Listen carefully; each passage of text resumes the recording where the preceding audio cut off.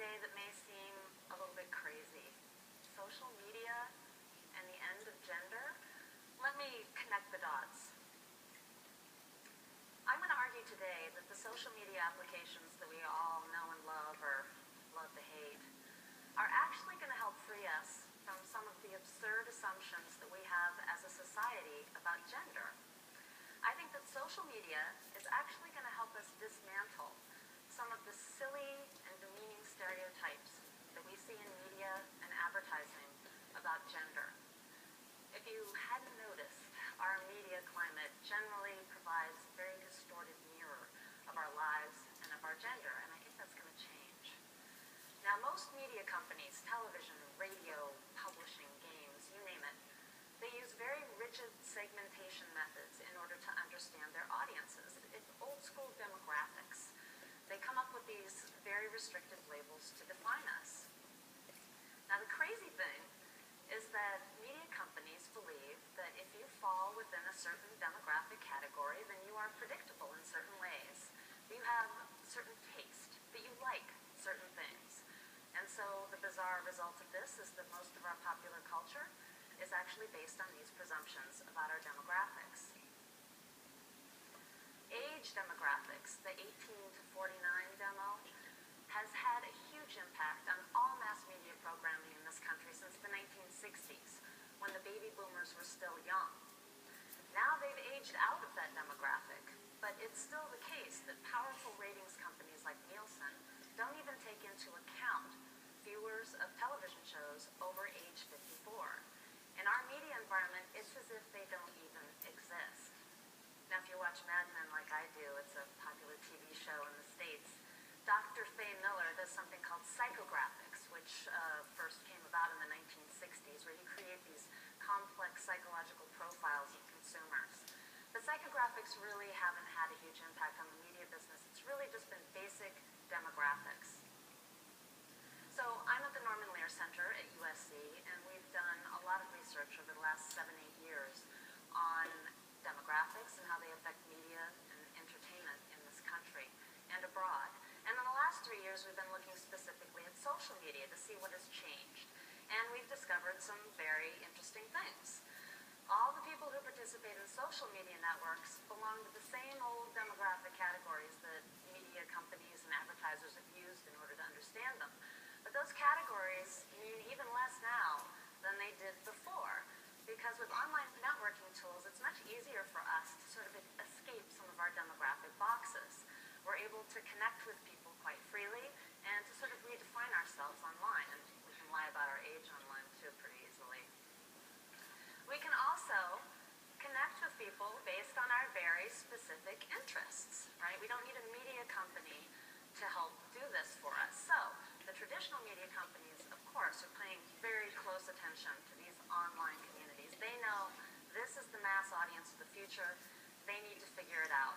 But they're having a hard time doing it because they're still trying to use demographics in order to understand them, because that's how ad rates are still determined.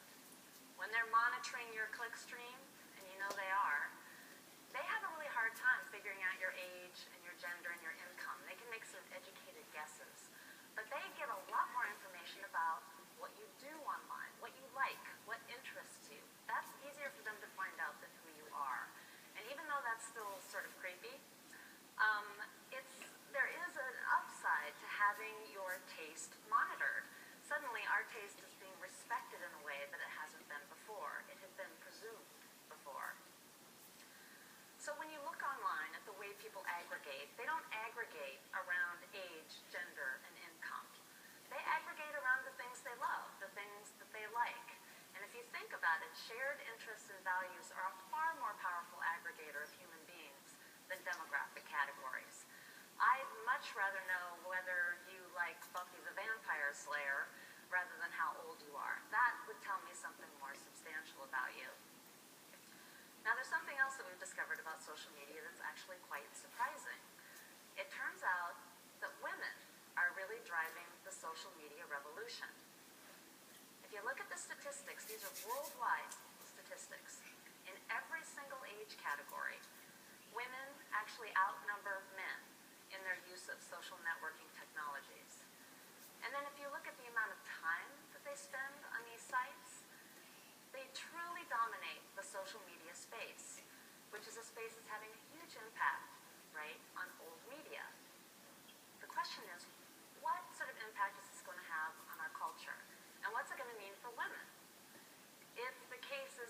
social media is dominating old media and women are dominating social media, then does that mean that women are going to take over global media?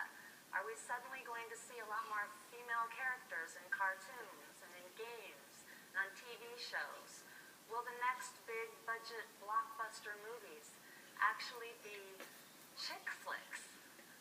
Could this be possible, that suddenly our media landscape will become a feminist landscape?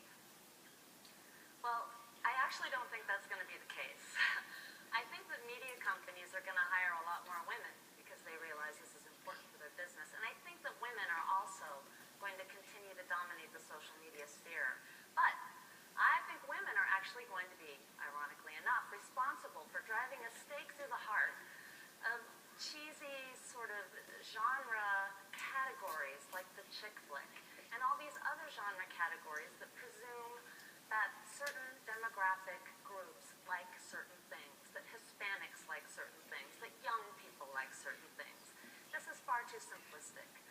The future entertainment media that we're going to see is going to be very data-driven, and it's going to be based on the information that we ascertain from taste communities online, where women are really driving the action.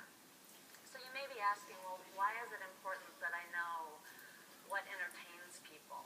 Why should I know this? Of course, old media companies and advertisers need to know this. But my argument is that if you want to understand the global village, it's probably a good idea that you figure out what they're passionate about, what amuses them, what they choose to do in their free time. This is a very important thing to know about people. I've spent most of my professional life researching media and entertainment and its impact on people's lives. And I do it not just because it's fun, actually it is really fun, but also because our research has shown over and over again that entertainment and play have a huge impact on people's lives. For instance, on their political beliefs and on their health.